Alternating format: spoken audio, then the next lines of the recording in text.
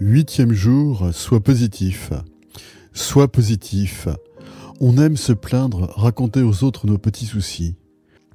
Alors parfois, une oreille qui écoute, le conseil d'un ami fait énormément de bien.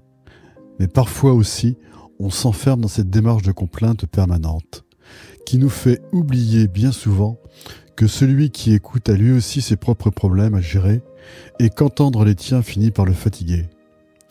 À regarder toujours le côté négatif de la vie, cela finira par te plonger petit à petit dans un tourbillon infernal d'où il sera difficile de ressortir.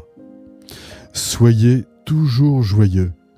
1 Thessaloniciens 5, 16. Dieu est la source du bonheur. Il n'y a aucune ombre de rancune, aucune haine.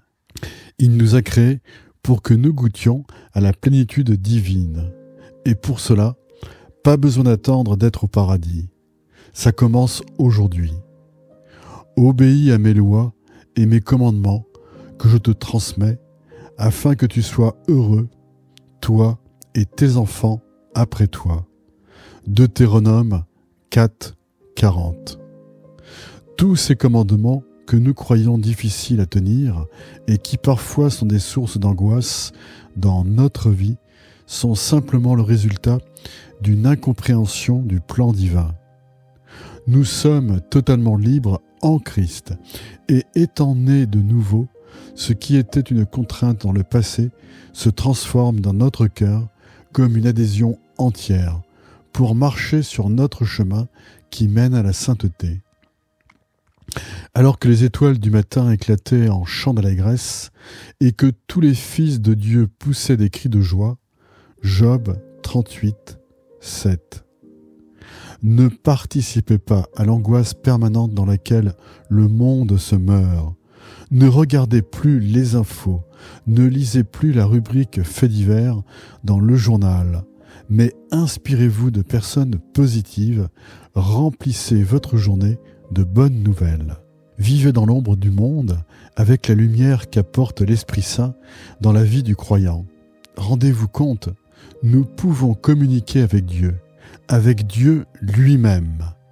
Au jour du bonheur, sois heureux et au jour du malheur, réfléchis. Dieu a fait l'un comme l'autre afin que l'homme ne découvre en rien ce qui sera après lui. Ecclésiaste 7, 14. Recherche toujours comment améliorer ta situation en gardant à l'esprit que tu as un appui divin là-haut. Tes erreurs ne doivent plus entraver ta progression de foi, car tout est désormais pardonné. C'est une chose incroyable. Nous ne mourrons plus jamais grâce à Christ. Nous serons semblables à lui. Nous comprendrons tout de Dieu et vivrons dans le bonheur divin pour l'éternité. Vous voyez une mauvaise nouvelle là-dedans, pour ne pas à votre tour éclater de joie? Que ta journée soit inspirante. PS, Jésus t'aime. Je vous salue Marie, pleine de grâce. Le Seigneur est avec vous. Vous êtes bénie entre toutes les femmes, et Jésus, le fruit de vos entrailles, est béni. Sainte Marie, Mère de Dieu, priez pour nous pauvres pécheurs, maintenant et à l'heure de notre mort. Amen.